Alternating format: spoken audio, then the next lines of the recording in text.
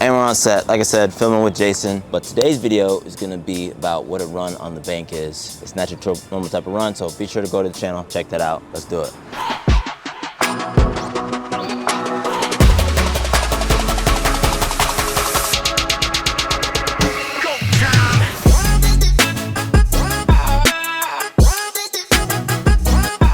One of the things I want to tell you guys quickly before I get into filming with Jason here, it's just a mindset. So in all my videos, I'm always talking about trading less. Literally, I think every one of my videos, right? Trade on the 15-minute portfolio and mindset, guys. I've done some videos on mindset. I need to organize them better, but just sit through my channel. But there's a book called The One Thing, which is a great book just around mindset and how to structure your life. And there's another book called Principles. The second one's by Ray Dalio. I can't remember who the first one's by. But check those books out if you're having trouble approaching trading not as this high stressed up like cluster of anxiety and you're not like sure how to approach it and you're taking a shit ton of trades and you're losing a lot of money. Those two books will help you think of your life in a more structured way and might help with some of that anxiety, right? Especially if you're taking heavy losses, which you will when you're early. So check those out. But we are here and we're gonna film. A little bit behind the scenes over here.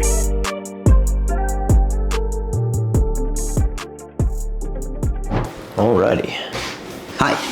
So it is actually the next day. We're gonna jump right into it, pull up our charts, talk about some price action from yesterday. Okay, so I actually just entered a trade. Let's go see what's going on here. I just heard it fill. Green 2 points. So there's the trade right there, guys.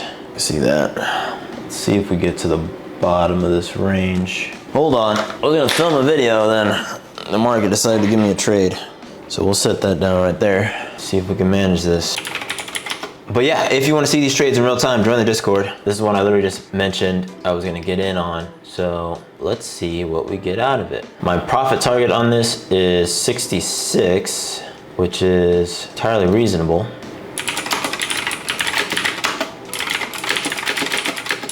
See what we have on Bookmap. So Bookmap, by the way, is a tool that shows order flow or liquidity, right? So limit orders, other types of orders, all of that is on Bookmap. Bookmap has everything above right now, so I might need to just go long until 4,000. Is that what we should do?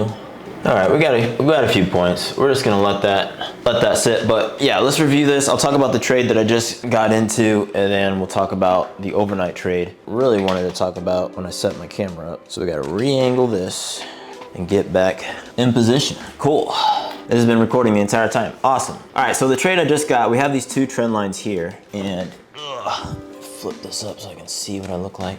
Making content is hard, guys. If you ever want to start a venture on, YouTube or whatever, it's a lot of work. You'll need systems to stay organized, and even with all my systems with life, because I'm busy, work, things pop up, I have a schedule, sometimes you gotta break that schedule and you just get behind, right? But in any case, totally worth it. Build your own platform, have your own voice. But in any case, this trade right here, you can see we came up and we touched this level 39.76. So I had a trade here at where this 39.76 intersects this trend line, right? So right here, there's that intersection. I had a short trade there, got a few points down, and we can see that that is the overnight high, right? So today is Monday, March 20th. The overnight high was here. So the trade that I was actually trying to do, and really I was looking for, was this short here. And I actually got in on this trade, right? And we can actually see that this was it was like 81 points from the overnight high to the overnight low, right? And I caught like 70 of that. The problem is I didn't put a trailing stop on my order, and so I gave up literally the entire trade. I gave up the entire trade, right? So I opened a new challenge account last night and I was like, all right, I'm a short 5 ES, I can eat 30 points. So as soon as it went 30 points against me, I was out. My mistake there was not putting a trailing stop. Don't know why I didn't do it, it was late. I was looking for 38.90, so I missed my profit target by just 7 points. So if we would have hit 38.90, I would have just eaten all that profit in the challenge account, which would have been like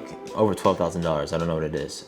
Good test trade, but these are the types of trades that I'm trying to do. And the reason I'm trying to do those trades as opposed to trading this chop like we see here is it's really easy to read this price action on the macro, right? I'm always talking about trading on the 15-minute chart. And when you trade on the 15-minute chart, guys, you can go for these longer, big bigger intraday swing trades, but you have to hold, right? You have to hold for a couple of hours. And the best time to do that is overnight while you're asleep. You're not looking at the charts anyways, right? You just need to strategize better. Somehow I missed this bounce here, even though we can see that this level is right here. And I literally just plotted, you know, these levels in the last video I did, and I didn't put this here. And I was talking about in that video how I don't plot levels off the 15-minute, but I should have in this case, right? I actually should have looked at this node here and really the volume around this node and in this price area at this time. But these big swings here, you know, 5 ES, let's do some math. Let's do some quick math. So 5 ES is $250. So you have 5 times 50, which is 250, times 80 points, $20,000, right? So that's a $20,000 move with 5 ES. That's why I did it.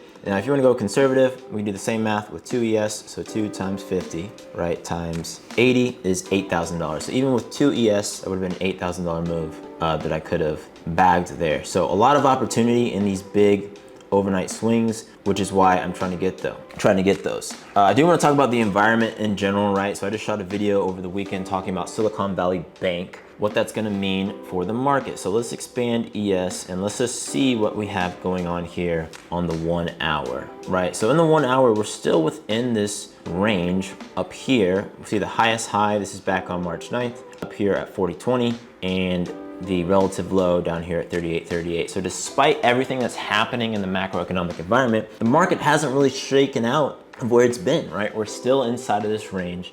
Nothing has really changed. And you need to think about that, right? As a trader, when you're adjusting news and you're hearing all this hysteria about what is and what isn't broken with the market or what's gonna happen and different analysts' thoughts about what the banks are gonna do, what the Fed is gonna do, what 𝐥𝐻 is gonna do, just look at the charts, right? The charts will tell you the story of how the market feels. And I actually do wanna go long here. Look, we're breaking out to the upside here on the 1 hour. And this looks very bullish.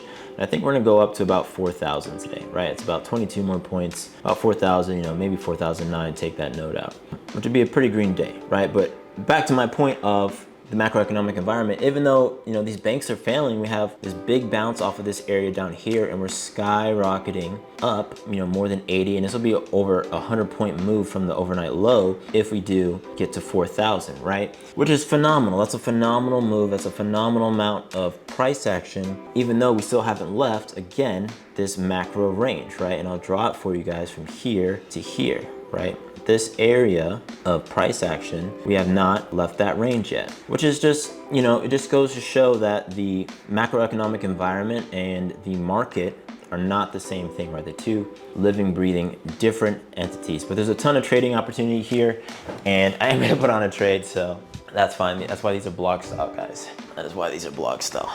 Back to my desk we go. And we just saw that chart, and I'll grab my laptop just so you guys can see the trade that I'm gonna take, right? So we see this break right here to the upside.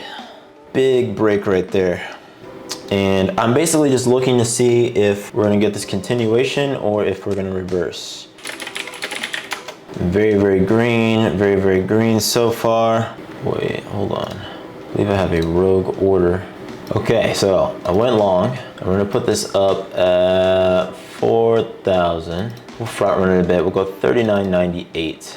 So just playing MES in this case, looking for an upside retest of this level here, right? So a lot of stuff going on. We'll let that order breathe. We're top wicking. I'm just gonna leave that on for the day. We might just grind up there and we'll get back to our good lighting. A lot of action today. Quite a lot. Look at this lighting. Camera's at a weird angle. Uh-oh, knocking stuff over. Okay, buddies. All right, folks. Are we back? My camera's a little crooked. I don't want that.